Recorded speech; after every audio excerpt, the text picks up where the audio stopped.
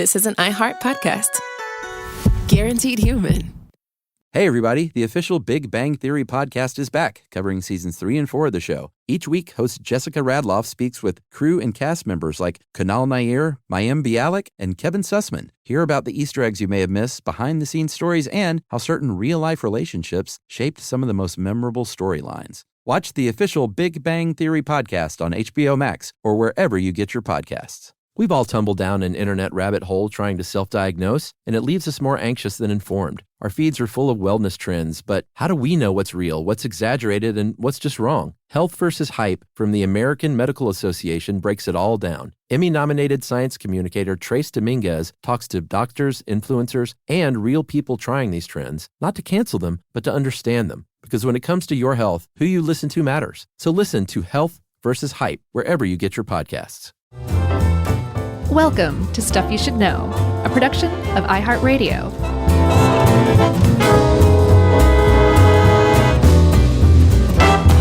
Hey, and welcome to the podcast. I'm Josh, and there's Chuck, and Jerry's here too, and this is Stuff You Should Know. That's right. Can you do your little trumpet sound? Announcement trumpet? Yeah, are you ready? Uh-huh. Sorry, I'm on. No. No. Hold on. There we go. Yeah, we want to announce a new writer that we have working with us. Mm-hmm. Welcome aboard, Kyle Hoekstra. Uh-huh. And everybody, we have just classed up this joint. Yeah, we have. Because Kyle is British, he lives there. He's not like some dumb British dude living in, Waco, Texas. Or some American living in Great Britain. This guy is like legit Brit. That's right. He lives in Brighton, mm-hmm. And we gave him a test article, and this was it. He did such a good job. We were like, hey, this thing's great, and welcome aboard. And he was interested, and so it seems like the beginning of a new great relationship. Yeah, agreed. So welcome aboard, Kyle, and thanks for this one. I'm excited about this. And this, Chuck, if you'll remember, came up from the whistling episode. Do you remember that? Did you mention this?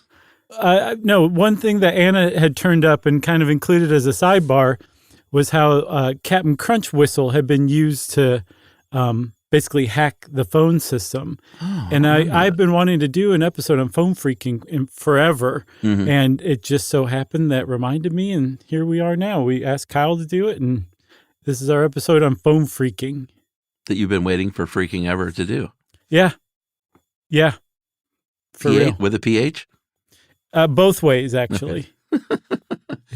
Yeah, I mean, I guess we should introduce what we're talking about here, because this is something that if you're maybe of a certain age, you might not know what this is. And I'm of that certain age that should know, but I didn't really know much about it, to be honest. But we're talking about the fact that in the 1950s, well, before that, let's say. You're not of that certain age.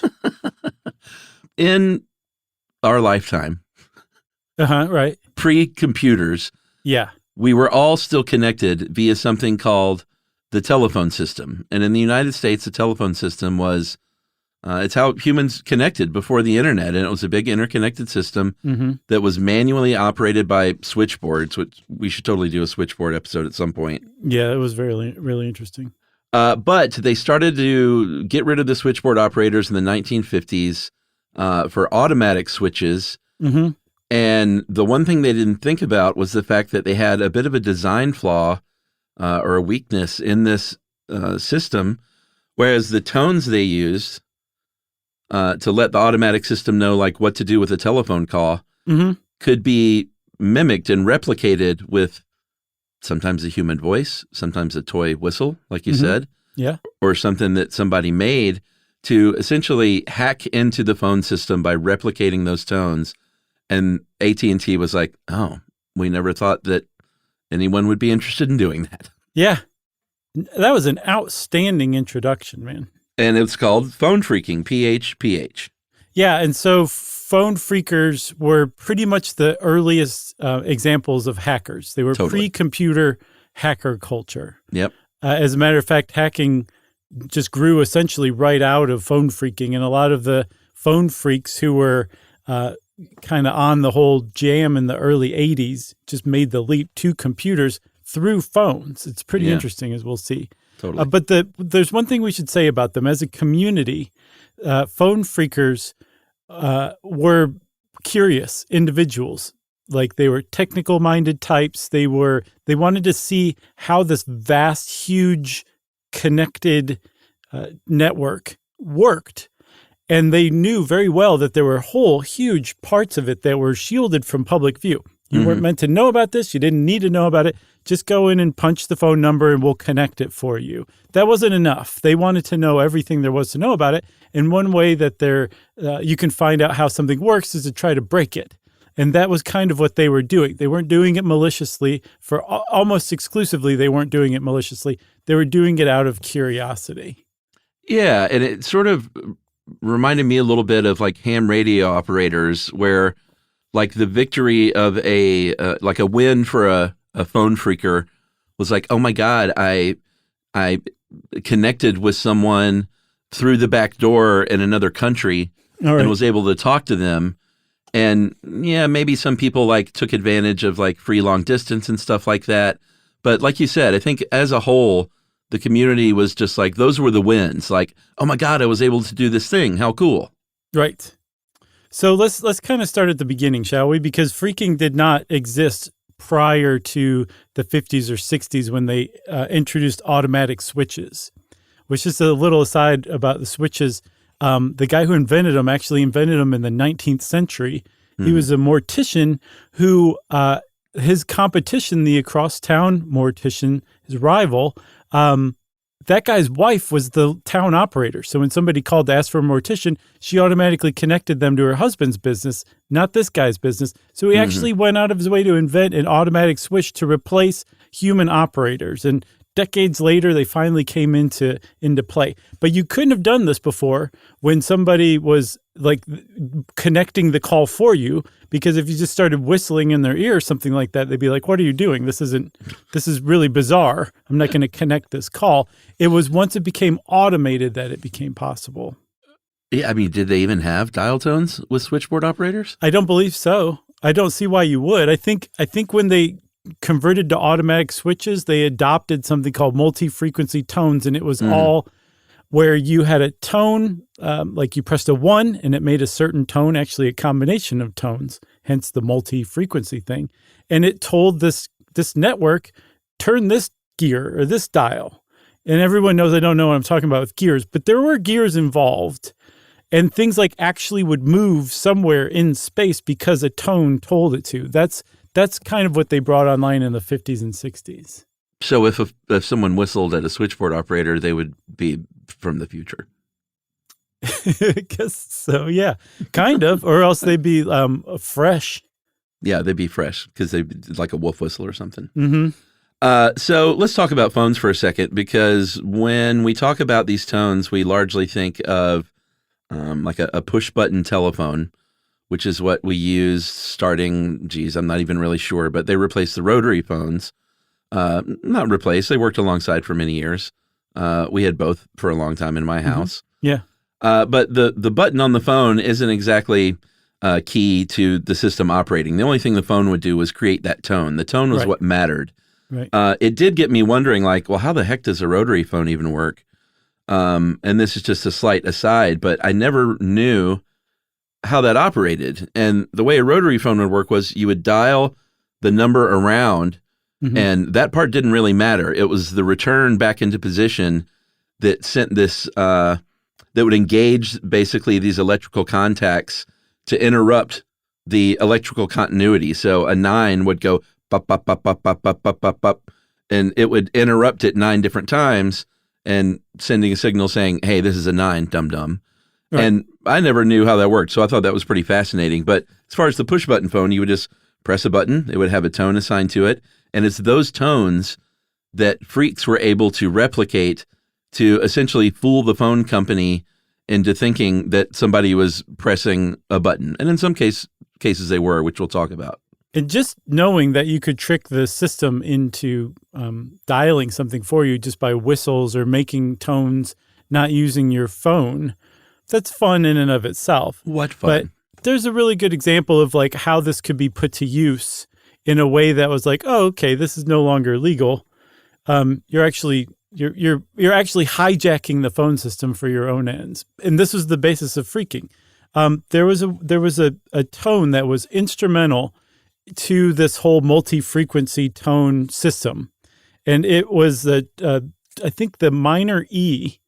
That resonates at 2600 hertz. Okay.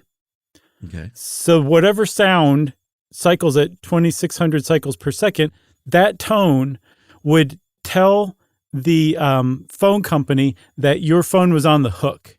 When your phone stopped making that sound, when your line stopped making that 2600 hertz sound, all of a sudden the phone system was like, oh, okay, this guy wants a connection somewhere. Let's go pay attention to what's going on here. So let's say you started to dial a number and you dial the 800 number.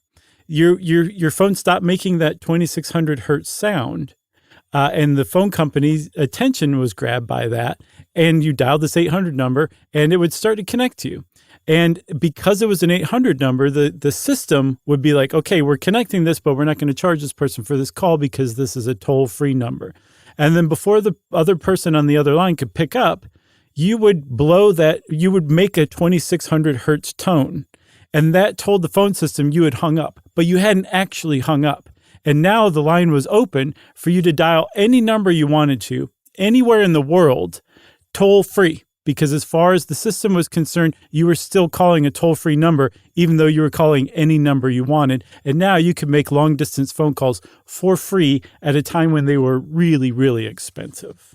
That's right. And these were enabled by what were called trunk lines. So if you think about whatever city you live in, depending on the size of your city, you would have, I guess if you lived in a small enough town, you probably just had one office. But if your city was large enough, you had multiple offices where these calls were connected, basically. So if you lived in like one neighborhood in Dallas, Texas, and you were calling a neighborhood, 10, 15 miles away in Dallas, Texas, there would be another office there in that neighborhood or that area or region or whatever. And they were all connected by trunk lines, like hundreds to thousands of these things, depending on how big your town was, because each one of these could only handle one call at a time. Right. So the trunk line was basically just a medium to carry your voice locally from one place to the other. And like we both said, there was only one that could be going at once. That's why there were thousands of these things. And if you're able to replicate that tone, then you could, have some good, clean fun. Yeah, and trunk lines were also the way that you dialed long distance because they could connect like different parts of a town. They could also connect one city to another and so on and so forth. And so the people who figured this out, that you could hijack the phone system by trying out different tones and doing different things, were just sucked in immediately and just began experimenting, started meeting one another, sometimes by happenstance on a phone line that they just happened to try out, and there was some other freak hanging out on it.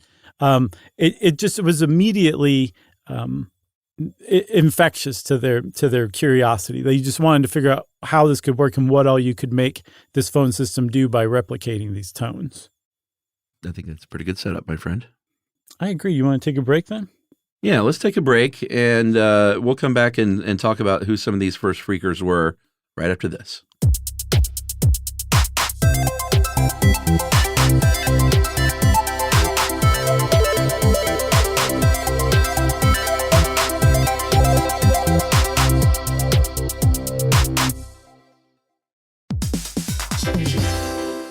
Hey everybody, we're here to talk to you about Wayfair, who believes that spaces should be functional, they should be comfortable, they should be well-designed, and they can be well-designed by you with their help. Your updated space should feel more comfortable, inviting, and practical for everyday use. And we're talking about outdoor seating. We're talking about grills. We're talking about major appliances. If you need storage solutions, Wayfair can help you out. Patio lighting, rugs, decor. It is your one-stop shop for home. Yeah. I mean, it's getting nice out, so it's time to think about living outdoors for the next few months. And Wayfair knows that outdoor furniture, it's heavy, it's intimidating to assemble. So Wayfair has stepped in and said, we're going to handle the hard part so you don't have to. That's right. You can shop Wayfair Verified, your shortcut to the good stuff. And that means their team of product specialists are going to vet everything by hand using a 10-point inspection, testing things like, quality materials, functionality, and features, and even how long it takes to build that piece of furniture. And the overall experience save time, reduce hassle, and improved convenience. Patio season is here, and these deals won't last. So head to wayfair.com right now to get your outdoor space ready for way less. That's WAYFAIR.com. Wayfair, every style, every home.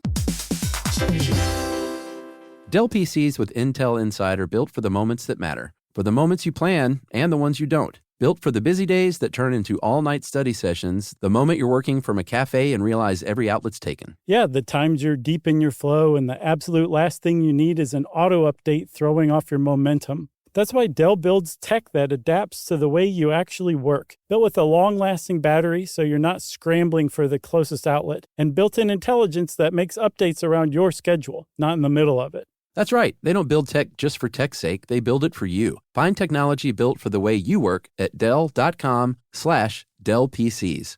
Built for you. Everyone knows winter is the real mess maker. You don't need WeatherTech floor liners for summer unless you hit the beach and half the beach ends up back in your car, or the campsite dirt ends up in your trunk. Then you'd want a cargo liner, or a road trip goes sideways, lemonade spills, ketchup goes rogue, ice cream drips. Yeah, you'd be pretty happy about those WeatherTech seat protectors. So just to be clear, as the mud you're inevitably going to step in this summer, you don't need WeatherTech unless you plan on doing summer. Visit WeatherTech.com today.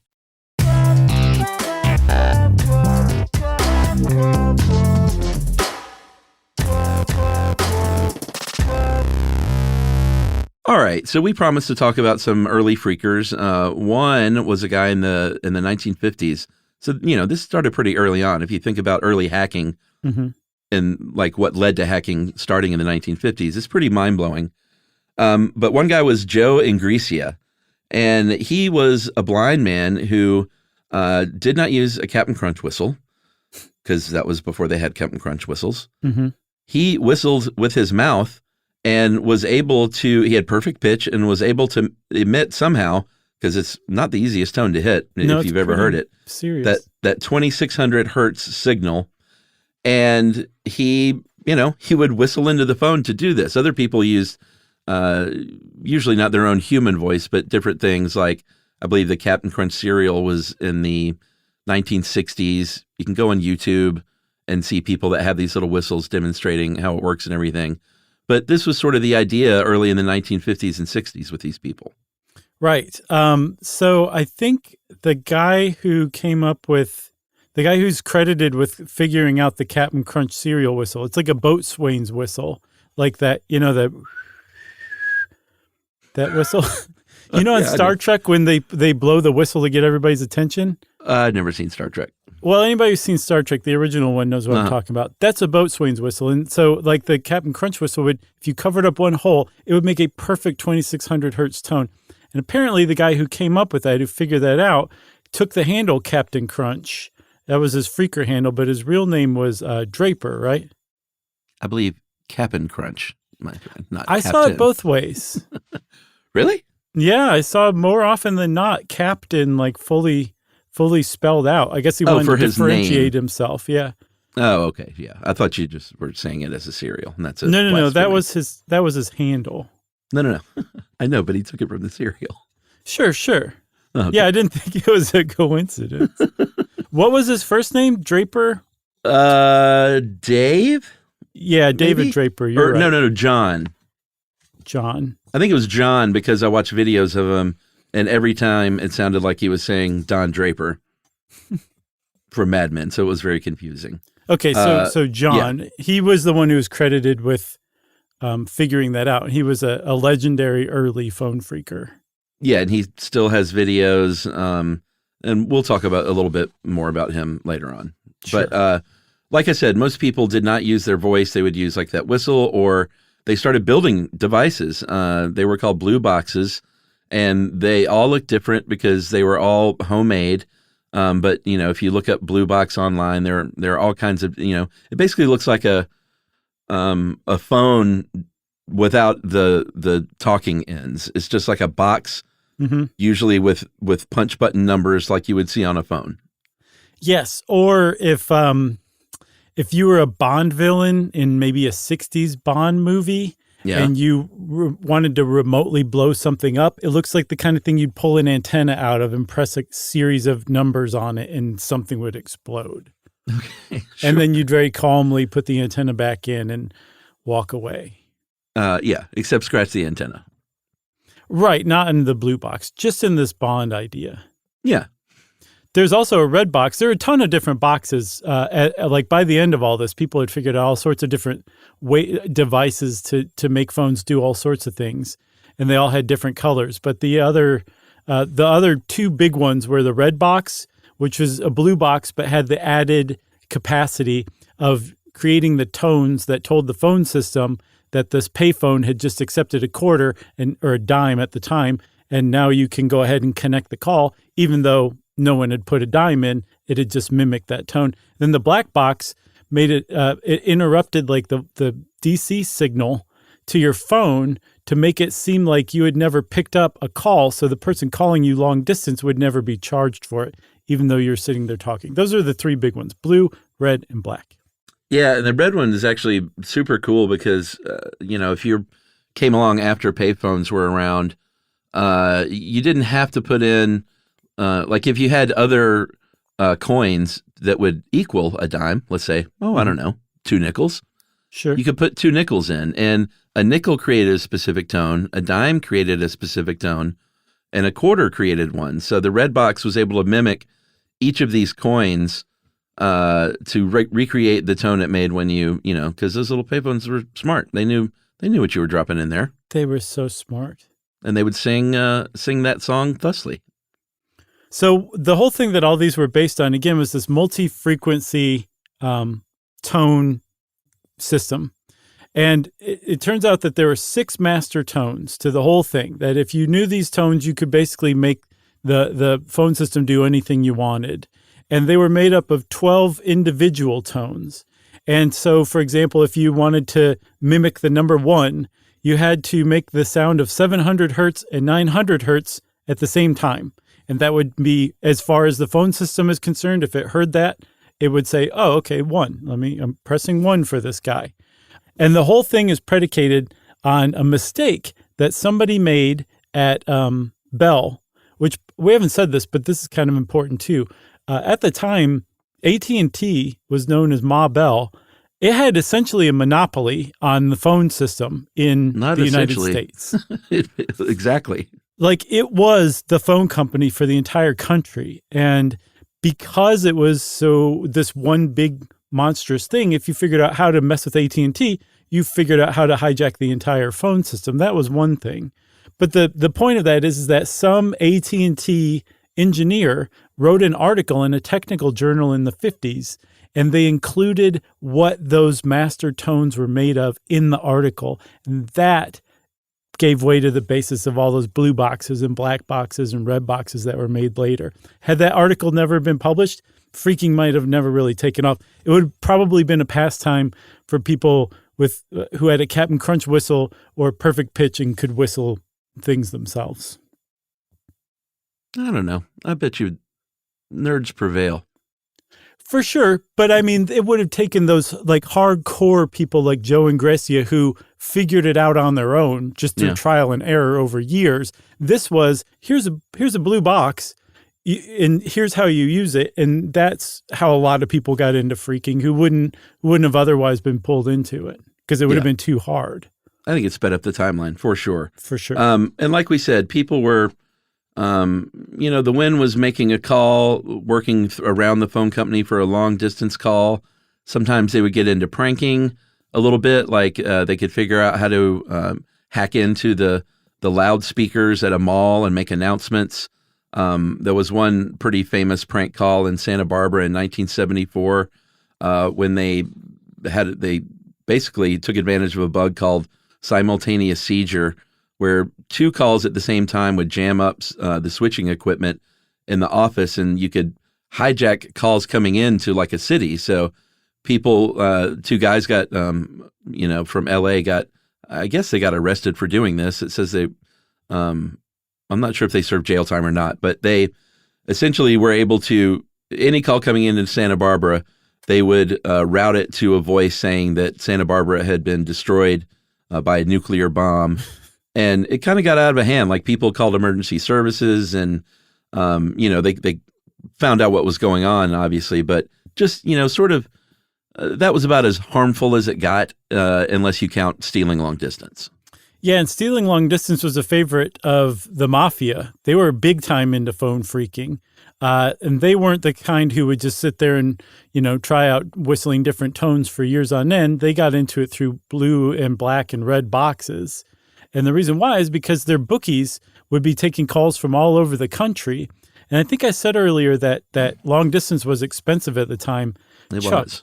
It was so expensive. Click Americana, which is a great, great website. They found an old Bell ad from 1965 that boasts the low price of $12 for your first 3 minutes for long distance in $1965. Yeah. That's like $118 today for 3 minutes of long distance. It's insane. And it very quickly, after they introduced the automatic switches, their costs dropped very quickly. So by 1970, it was down to probably $20 for 3 minutes, but still, that's a lot of money. And if you're a bookie taking long distance calls all night long, all day long, that adds up. So of course you want to start using blue boxes. So the mafia got heavy into it too. Wait, how much did you say it was at first for 3 minutes?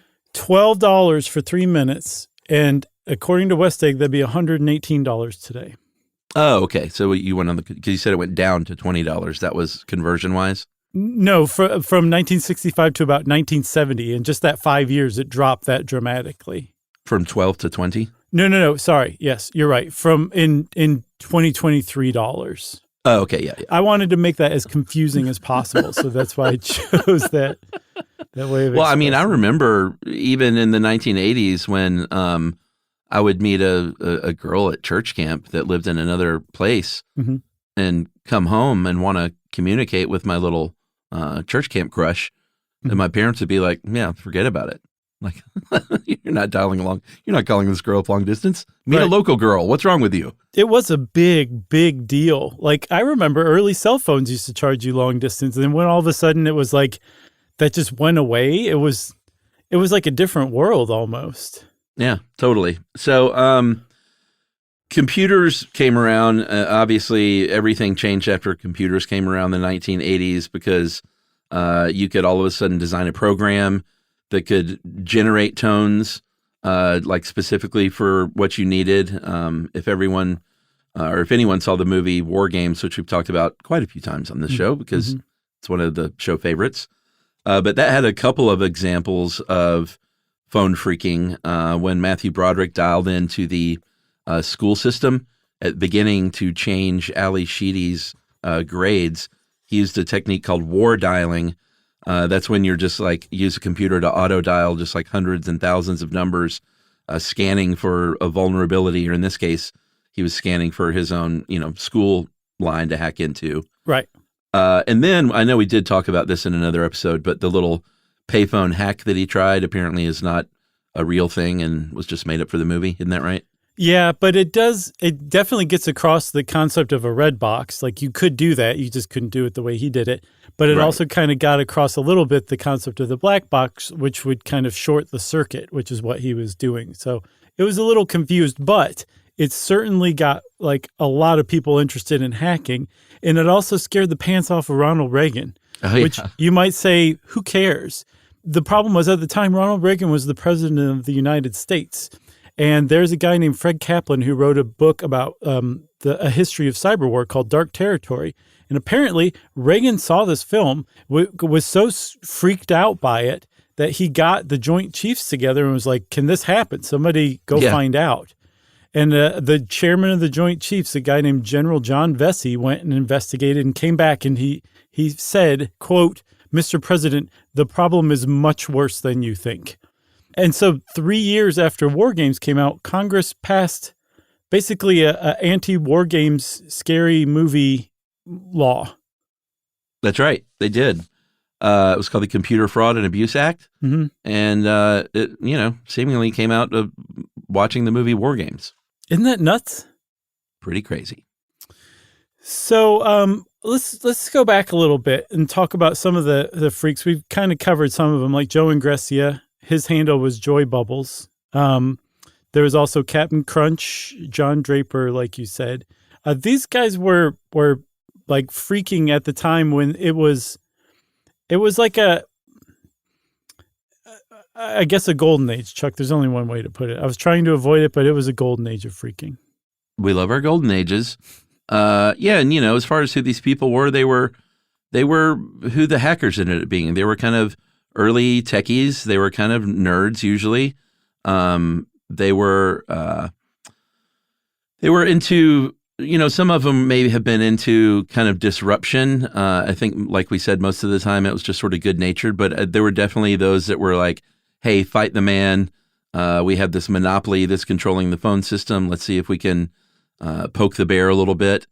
So, they were in there doing a little bit of that as well. But like we said, generally good-natured stuff. I think we should mention that that Draper later on had allegations of sexual assault that emerged, and he was banned from different conferences starting in like the 2010s. Mm-hmm. So he's a pretty divisive guy. So it's not like we're singing his praises or anything, but he was definitely like one of the first kind of famous freakers, largely because of this Esquire magazine article in 1971 called Secrets of the Little Blue Box, where a guy named Ron Rosenbaum wrote this really long-form, detailed, pretty great article about phone freaking, which not only put a spotlight on people like Captain Crunch, but put a spotlight and created more phone freakers because people read it and were like, I got to get in on this thing. Yeah, it's usually in the top 10, 20 at most of like greatest magazine articles of all times list. It's a really good article. But one of the things when people write about it that they like to point out is it's the definitive history of phone freaking up to that point. But then it also serves as a pivotal point because it helped make history, because it introduced phone freaking to like a whole bunch of other people who were totally interested in that, but just hadn't heard of it before. And one of the reasons why that happened is because he gave just enough technical information for how to do it, but left out the some of like the more gory details. But it was tantalizing enough that if you were interested and motivated, you could go fill in the blanks and figure out how to do it. And it turned out, in fact, that the guys who founded Apple, Steve Wozniak and Steve Jobs, were two people who read this thing and went and figured it out themselves. Yeah, they got into phone freaking. They built boxes. They built and sold digital blue boxes. Mm-hmm. And Steve Wozniak, out of all the circuitry he built as the wizard behind Apple, he said that digital blue box circuit was the one that he was most proud of. They actually met the Captain Crunch guy, met Mr. Draper, and they were part of that community for a little while. They sold them for about $172 in the early 1970s, which is a lot of money in today dollars. So it was a lot of money back then. They were never busted. Apparently, they were some cops came around when Steve Jobs' car broke down one time, and they were caught with a blue box. But Woz was able to convince them that it was a synthesizer to play music on, and the cop went, right. Well, okay, sounds good to me. So Wozniak's freaker handle was Berkeley Blue, and Steve Jobs' handle was Oaf Tobar, which I think prefigured Dungeons and Dragons. That's a pretty good, I guess, fighter's name. Oh, is that a D&D ref? Yeah, Dungeons and Dragons. No, but is that Oaf Tobar from D&D? I think it's a good name for a D&D character is what I'm saying. Oh, I got you. And I thought you meant it was linked somehow. I didn't. No, but it just screams D&D to me. Yeah, I didn't play D&D, so I'm just lost here. I loved it. There's one other quote, too, from Steve Jobs, who said that without blue boxes, the blue boxes that he and Wozniak came together to make, there would be no Apple. That was like their first venture together. Yeah. That showed them that they could work well together, and they went on to found Apple after they did this little blue box stint. It's pretty crazy.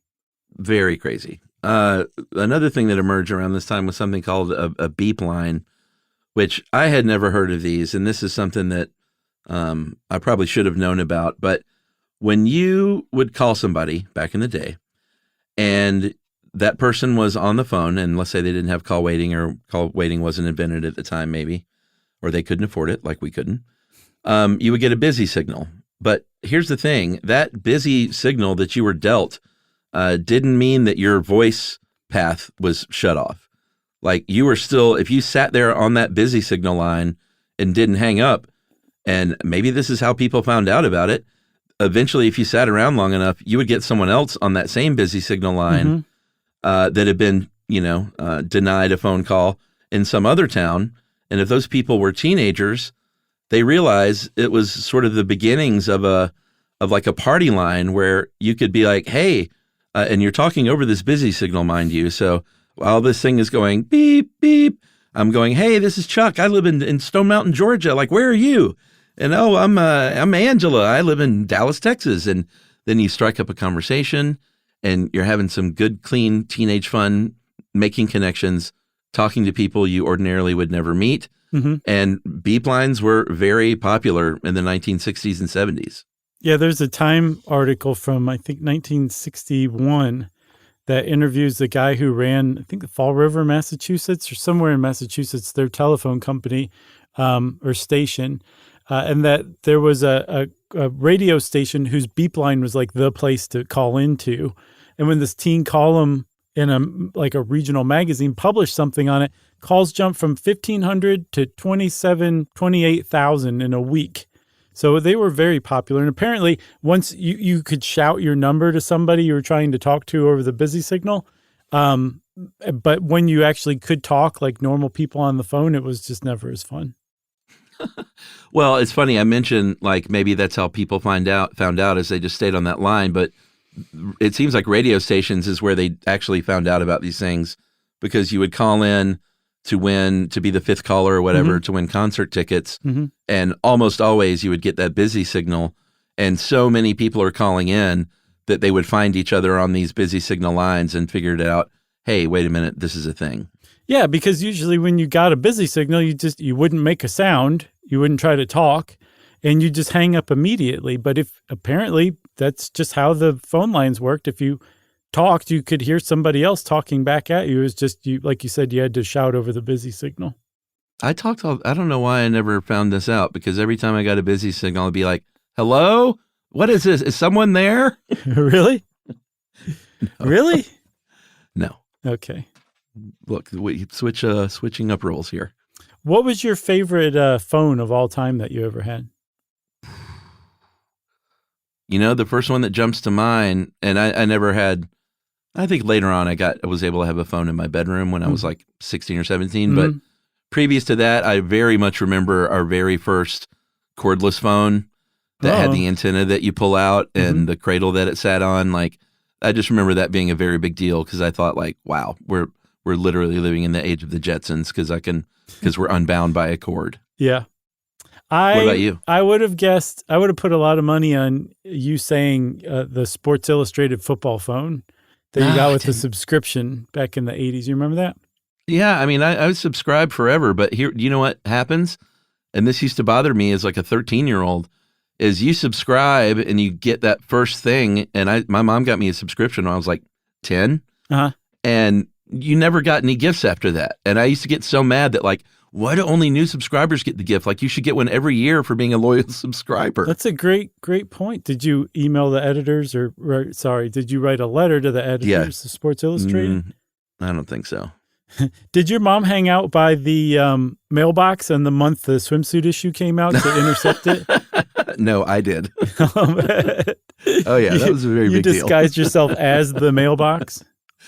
Yeah, that was especially for a young Baptist boy who thought that, like, Playboys were verboten and stuff like that. That magazine was everything to me. Sure. Yeah. All right, Chuck. I think that's a good place for a break, don't you?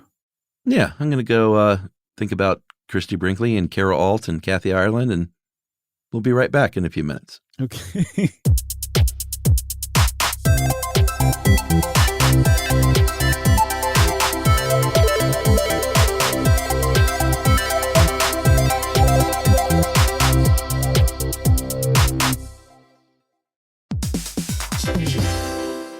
Dell PCs with Intel Inside are built for the moments that matter, for the moments you plan and the ones you don't. Built for the busy days that turn into all-night study sessions, the moment you're working from a cafe and realize every outlet's taken. Yeah, the times you're deep in your flow and the absolute last thing you need is an auto update throwing off your momentum. That's why Dell builds tech that adapts to the way you actually work. Built with a long-lasting battery so you're not scrambling for the closest outlet, and built-in intelligence that makes updates around your schedule, not in the middle of it. That's right. They don't build tech just for tech's sake. They build it for you. Find technology built for the way you work at Dell.com/Dell PCs.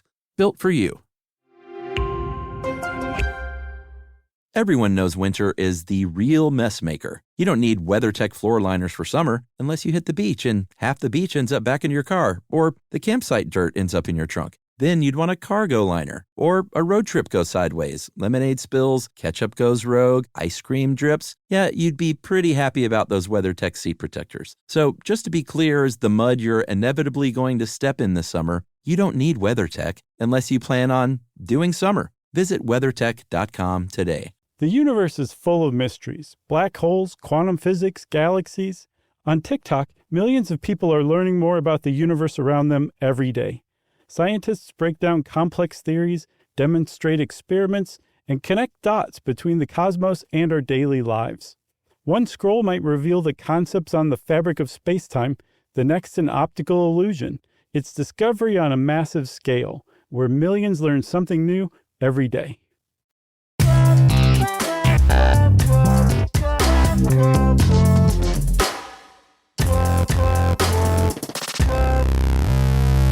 All right, so we were talking about the golden age of phreaking. That was really kind of the 60s, mid to late 60s to the mid 70s probably. Yeah. About a 10-year period where people were figuring out how to game the international phone network. But before AT&T could really do anything about it, because I don't think we said, the flaws in these systems, that's what the systems depended on. It's not like they could go in and reconfigure something here or there and shut down phreakers. Right. Phreakers were exploiting. We won't use tones anymore. Exactly. like it would have taken billions and billions of dollars. And eventually they did do that. Eventually they did upgrade from electromechanical to straight up electrical and then eventually digital switches that aren't fooled by those. Apparently the way that they first really made phreaking obsolete was they separated the lines. So you could make whistling sounds into the line all you wanted. That line wasn't accepting that tone. The one you talked into wasn't the one that accepted the tones anymore. Mm-hmm. So that kind of shut phreaking down. But for that 10-year period, this amazing community developed. There was a guy who we have to shout out. His handle was Mark Bernay, which is based on a hilarious early proto-meme that came out of the phreaking community that's worth looking up. But he went around all up and down the West Coast with stickers that he made that said, like, want an interesting phone call? Call this number. And then he would hang out on this line and talk to people when they called and try to introduce them to phreaking. He was like a phreaking evangelist. Yeah. And it became a thing among some blind teenagers because there was a guy in Seattle who called this sticker, the number on the sticker, talked to Mark Bernays, got into it, and then I guess met a blind teenager that he became friends with, introduced him to phreaking. That teenager went to a summer camp, introduced his blind friends to phreaking. One of them moved east, went to another summer camp, introduced those kids, and it spread among like blind teenagers. It was like a big deal. And there's a session, a hangout session that Ron Rosenbaum chronicled in the little blue box, Secrets of the Blue Box article. And like of 8 kids hanging out in this one kid's kitchen, I think 5 of them were blind. So it's like a really big, cool thing among blind teenagers too. So there's this huge thing that's developing, the beginning of hacker culture is developing over this 10-year period. Then AT&T steps in and is like, we're shutting this down. We're losing way too much money. Yeah, and you know what was great about our new friend Kyle's article that he put together for us was that Carl got right off the bat, like that there's a story element to these episodes. And he nailed it with this third act reveal, which was this thing was around for a while. It went away. But the legacy of it wasn't just these people had fun talking to each other on beep lines and hacking some free long distance calls and stuff like that. The legacy of this thing was what we're going to get to now, which was the legal aspects of it and legal justifications for recording phone calls and surveilling phone calls in the United States, which all came out of AT&T going after initially those bookies in Miami and Los Angeles that you talked about. In 1966, when the FBI raided these bookies, they prosecuted one guy, this guy named Kenneth Hanna, and all of a sudden there was precedent. There was legal ground that AT&T had that said, we can go after these hackers, we can charge them with a crime, in this case, fraud by wire. And where do we find these people? Well, we're going to wiretap them. And that's what they did. It was an operation called Green Star between 64 and 1970. They tapped about 33 million phone calls, recorded about half of those. And the United States later on would say, this is great and just fine. Yeah, it really kind of goes to underscore just how incredibly powerful AT&T was at the time. Like, imagine one company having complete control over the internet in the United States. Yeah. Like, that gives you an idea of, like, how powerful AT&T was. So when they decided they were going to set up their own internal surveillance program and then take it to the feds, they were fully aware that the feds would totally play ball and wouldn't be like, what did you just do? Instead, they'd be like, oh, yeah, we better go get these laws passed to make sure that what you did was legal retroactively. And then at the same time, let's go get those phone freakers. Because they really were costing AT&T money. I saw an estimate in the mid-'70s, they were losing $30 million a year, which is like $175 million today, just to phone freaking. Again, that's how expensive long distance was. It wasn't just your parents, Chuck. Any sane person with a job and a phone would know you don't call long distance on your phone. No, you're not allowed. You just didn't do it. No, it'd have to be, you remember the calls like your parents would have to make to like the in-laws of their parents or something, and like how short they would keep stuff. Yeah. Hey, how you doing? We're fine. Okay, bye. Yeah. Everything's good. We'll be there next week. Tuesday. That's funny. The maybe the most shocking fact of this whole episode to me is the fact that the last circuit that could be blue boxed in the United States was disconnected in 2006. Yeah. In rural Minnesota, they still had one circuit that was that you could blue box your way in, but they had been largely eliminated in the 1970s and then into the into the 80s really, and kind of with that phone freaking, there was no incentive anymore. Now that when the internet certainly came along, and you could just talk to anyone anywhere at any time, there was no incentive to do any sort of long distance hacking and it was just a moment in time, basically, where this thing was allowed to exist, and it existed because of particular equipment that then went the way of the dodo. But like you said, it went. They handed the baton right off to internet hacking, and it was a pretty seamless, transition. Yeah, absolutely. Like they would literally, just like Matthew Broderick did, take their phone and connect it to their computer through what's called an acoustic coupler, which basically was like whatever tone your phone made, it did it into the computer through that coupler. And again, they were like dialing numbers to find interesting numbers or to find other people's modems so they could hack into it. So it was, it's a perfect word. It was a seamless transition to computer hacking. But it's not like that's all that people did from that point on was everything to do with the internet and computers. Phreaking, as far as like interest in phones and phone networks, still continues. It's still around today.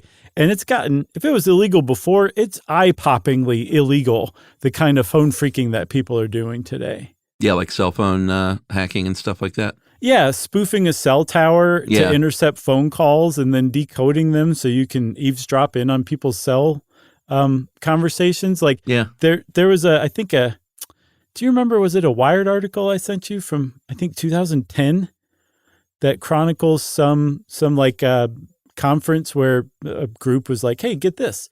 For $1,500 and parts you can get from the internet, you can make a spoofed cell tower and intercept calls. And this was 2010. So you could probably make one for $10 in 5 minutes now, or buy it for $10 on the internet. Like it's just amazing what they're doing now. It's interesting that it still has to do with the phone. It's not just computer based. There's still interest in messing with phone networks.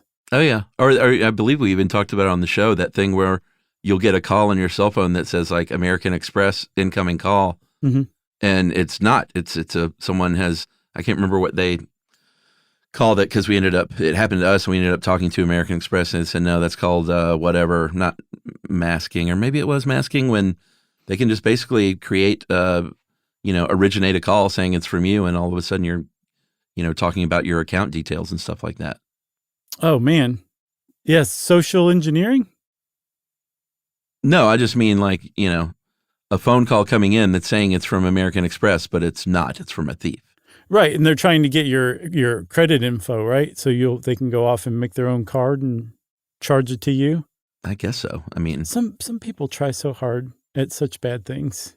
I know. We've talked about it before. Put that energy toward just good, upstanding, legal, hard work, and you could probably make money. Yeah. Yeah. Old man here. You got anything else? I got nothing else. Big thanks to Kyle. Welcome aboard. Great job. Yeah. Way to go, Kyle. And we both said congratulations to Kyle and thanks, which means obviously we've just triggered listener mail. Yeah, this is just short and sweet. When I couldn't think of that word in the Widow episode, I think we have the word. Hey guys, was listening to Widowhood. Chuck couldn't bring to mind a word for when you come to a conclusion based on your own experience, and I started freaking out with an F, not a PH, because I can never bring that same word to mind either. It's so bad that I actually ask my wife quite often, hey, what's that word I can never remember? And she just says, anecdotally. Oh, yeah. So that was the word. I'm guessing that's the word you were looking for, Chuck. I've tried different ways to get the word to stick in my mind, but nothing has worked. I bet somewhere out there someone has studied this, and there's a podcast episode, because I think everyone has weird words they either can never spell correctly or remember. It's kind of a weird phenomenon. Yeah, I have a breed of warm season grass right now at my house, and I cannot for the life of me remember the kind it is. Zoysia? It's not zoysia. It's something else. Crabgrass? It's crabgrass. Fescue? I looked it up. No, that's cool season. I looked up all different kinds of southern turf grass. It's warm season. It's not listed. I don't know what's going on. It forms like a thick carpet of grass. It's so pretty. I bet someone will let you know. Yeah, I guess so. I would love it if they did. Well, as long as you got an inch of standing water, it doesn't matter. It's going to grow. It's a quarter inch. Let's not be preposterous. All right, that was from Joel Dawson. Thanks a lot, Joel. And again, thanks a lot, Kyle. And if you want to be like Joel, you can send us an email too. Send it off to stuffpodcast@iheartradio.com. Stuff You Should Know is a production of iHeartRadio. For more podcasts from iHeartRadio, visit the iHeartRadio app, Apple Podcasts, or wherever you listen to your favorite shows.